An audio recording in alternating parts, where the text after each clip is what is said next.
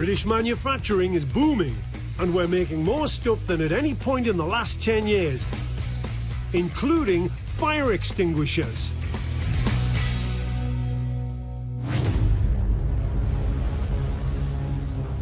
If you're ever unlucky enough to find yourself fighting a fire, your best chance of getting out safely is with a fire extinguisher. They can be found in homes, hotels and offices around the world, and many of them have been made right here by Britannia Fire in Norfolk.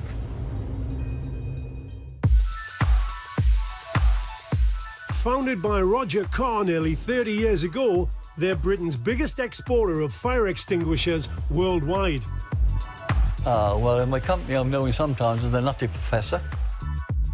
So I started off servicing fire extinguishers in the very early days. After 2 years, I invented my first product called the Norfolk range. Roger was one of the early innovators of the seize and squeeze handle that's still in use today.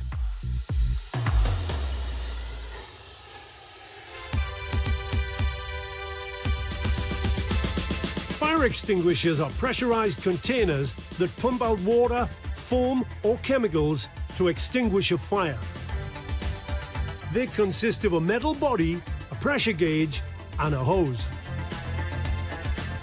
Britannia produce 80,000 fire extinguishers every year, including the classic steel design that's little changed since the 30s. Steel is easy to shape, is strong and relatively cheap. But Roger has invented an entirely new design that's taking the world by storm. This is the only product in the world of its type. And the product can be completely recycled, which is very important in today's world.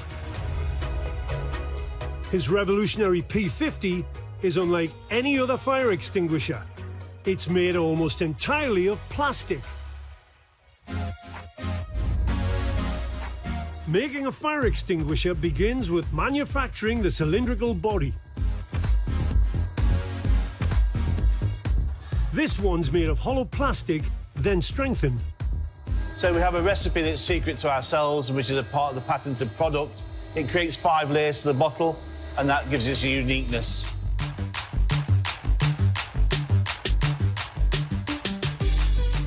"614 grams of plastic pellets are melted down and poured into a steel mould. Then, high-pressure air is blown into it to expand it. So this is a cylinder that's been blow moulded. It's around about 50% lighter than a steel extinguisher.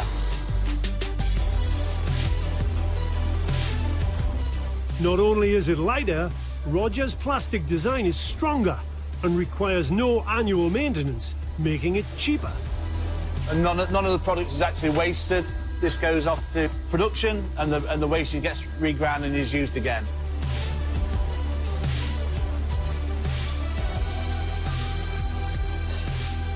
So that a handle can be attached to the cylinder later, a nickel-plated brass flange is added. So here we now have the cylinder with the flange applied to the actual body, which is now going to go onto the machine to be spun. Now it's wrapped in a heat-resistant fibre to make it strong enough to cope under pressure. I could do with a quick spin myself. This particular fibre is usually found in flak jackets and stab vests and is 5 times stronger than steel. Without the fibre being applied to it, it has a burst pressure of 4 to 5 bar. Once you apply the fibre onto it, it has a burst pressure of 80 bar. It's our baby.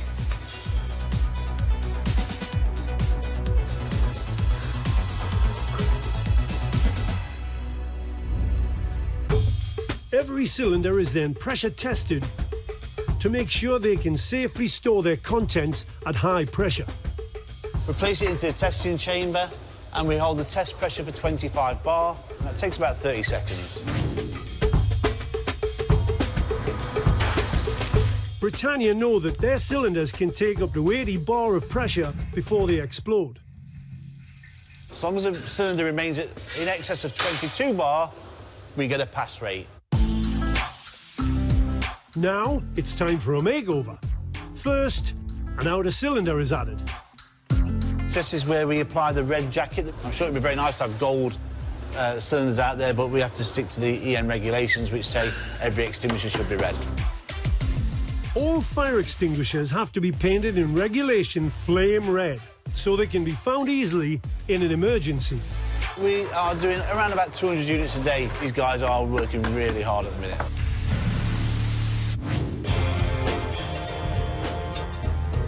So the all-important instructions can be printed on the side, the red cover has to be heated. Jeff is flame treating one of the cylinders now before we screen print it. So we didn't do this, the ink will simply slide off the plastic. It's then screen printed and UV treated so the ink doesn't fade.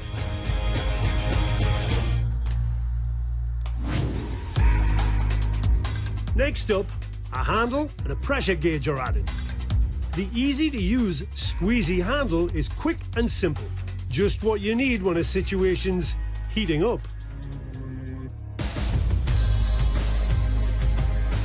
On to the final stage, adding the all-important extinguishing agent.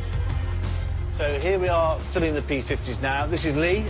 Domestic fire extinguishers can be filled with 5 different fire agents: water, chemicals, CO2, dry powder, and foam. Fire regulations say which one you need to put out different types of fire. This P50 is being filled with foam, which can put out fires caused by wood, paper, textiles, solvents, and chemicals. 6 litres of aqueous film forming foam, or AFFF, are put in the canister. It smothers fires with a layer of film that starves it of oxygen. To create the pressure that propels the foam, gas is needed. The gas we use is 95% nitrogen, 5% helium. The helium gas is added to help check for potential leaks. Helium's a searching gas. We've put the unit into here, it's sniffing for the helium. It's trying to find the helium. Helium will find a way out, it's an escaping gas. It's no laughing matter for us. The last thing we want to do is ship a unit from here and it leaks. From here, we apply the gauge cap covers and also the hose.